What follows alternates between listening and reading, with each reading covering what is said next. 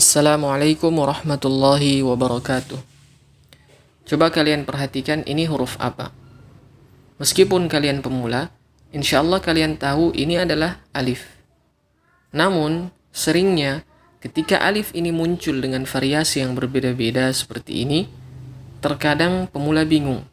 Apakah semua huruf-huruf ini sama atau justru berbeda-beda? Nah, yang menjadi pokok dari 4 huruf ini yang harus kita bahas adalah alif dan hamzah. Apa perbedaan di antara keduanya? Perlu kalian ketahui bahwa mempelajari perbedaan alif dan hamzah itu sangat penting, khususnya bagi para pemula, karena ada kaitannya dengan panjang pendek bacaan. Jika kita kurang memahami apa perbedaan di antara keduanya, terkadang kita keliru, yang seharusnya pendek kita panjangkan dan yang panjang kita pendekkan. Nah, di sini kalian bisa simak baik-baik perbedaan alif dan hamzah. Perbedaan yang pertama, alif tidak menerima harokat. Alif selalu kosong dari harokat. Contoh pada kata ini, andad. Dan alif hanya berfungsi untuk memanjangkan huruf yang sebelumnya. Sedangkan hamzah bisa menerima harokat apa saja. Fathah, kasrah, tanwin, sukun, semua bisa.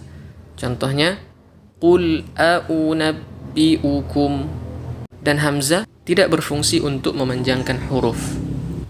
Perbedaan yang kedua, alif tidak bisa berada di awal kata. Alif hanya bisa berada di tengah dan di akhir kata. Contoh, syuhada'akum. Alif berada di tengah kata. Taraktumuha. Alif berada di akhir kata. Dan tidak ada alif di awal kata. Sedangkan hamzah bisa di awal kata, bisa di tengah, dan juga bisa di akhir. Contohnya, adhanihim qaimah anil fahsya. Ini contoh hamzah di awal, hamzah di tengah, dan hamzah di akhir. Perbedaan yang ketiga, alif hanya bisa didahului fathah. Contoh kalimat yang sama di atas, syuhada'akum. Alif didahului fathah. Taraktumuha. Alif juga didahului fathah. Sedangkan hamzah bisa didahului harokat apa saja. Contoh, fa'atahum. Hamzah didahului fathah. Bi'aidihim. Hamzah didahului kasrah. Mu'minin. Hamzah didahului dhammah. Nah, sampai di sini kalian ada pertanyaan enggak? Saya rasa kalian pasti ada yang punya pertanyaan. Karena saya juga dulu punya pertanyaan ketika mempelajari perbedaan alif dan hamzah. Pertanyaannya begini.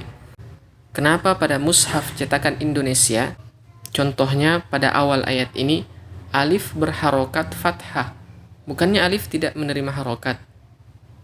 Nah, untuk menjawab pertanyaan ini, kita harus sedikit bercerita tentang sejarah. Jadi, orang Arab zaman terdahulu tidak pernah tahu wujud hamzah sebagaimana yang kita tahu sekarang yang bentuknya seperti ini. Jadi, bagi orang Arab terdahulu, hamzah itu hanya ada secara lafaz, namun wujudnya tidak ada. Lantas, bagaimana mereka tahu dalam sebuah kalimat ada hamzahnya atau tidak? Nah, di sini intinya. Kalian harus simak dengan baik. Karena orang-orang Arab terdahulu tidak memiliki wujud hamzah secara tertulis, mereka menggunakan huruf-huruf mad, yaitu alif, waw, dan ya, sebagai tanda bahwa di situ ada hamzah. Coba kalian perhatikan pada kata-kata ini. Semua kata ini mengandung hamzah. Dan seperti inilah penulisan orang-orang Arab terdahulu untuk kata yang mengandung hamzah. Al-lu'lu'u, yatabawwa'u, yubdi'u, ja'a. Mereka menggunakan huruf waw sebagai tanda adanya hamzah jika sebelumnya dhammah, dan menjadikan alif sebagai tanda adanya hamzah jika sebelumnya fathah, dan menjadikan ya sebagai tanda adanya hamzah jika sebelumnya kasrah. Dan jika sebelum hamzah sukun seperti huruf mad misalkan, maka mereka tidak memberikan tanda apa-apa, kosong. Seiring berjalannya waktu, Al-Khalil Ibnu Ahmad Al-Farahidi, seorang ahli dalam ilmu lughah, bahasa, dan sastra, beliau hidup di era tahun 700-an Masehi. kurang lebih. Beliau berinisiatif untuk mewujudkan hamzah dalam bentuk tulisan agar memudahkan orang-orang di luar bangsa Arab. Kalau orang-orang Arab tidak jadi masalah, mereka sudah faham karena bahasa mereka sendiri. Tapi orang-orang selain Arab, non-Arab itu terkadang bingung dan kesulitan untuk menentukan mana hamzah dan mana yang bukan hamzah. Sehingga beliau memilih huruf ain yang diambil ujungnya, sehingga jadilah seperti ini. Kenapa harus huruf ain? Karena huruf ain dan hamzah makhrajnya sangat berdekatan. Huruf ain makhrajnya tengah tenggorokan, sedangkan hamzah makhrajnya pangkal tenggorokan. Nah, itulah sedikit cerita tentang asal-usul hamzah yang sekarang kita tahu bentuknya seperti yang kita tunjukkan tadi. Nah, sekarang pertanyaan ini tanpa kita jawab kalian sudah paham insyaallah. Jadi yang kita sangka alif berharokat fathah ternyata bukan. Fathah di sini bukan untuk alif dan alif bukan untuk fathah. Yang benar adalah alif menunjukkan adanya hamzah, sedangkan fathah menunjukkan hamzah bervokal a. Dan seperti inilah metode penulisan mushaf cetakan Indonesia. Terkadang mereka mencukupkan dengan adanya fathah sebagai tanda di situ ada hamzah.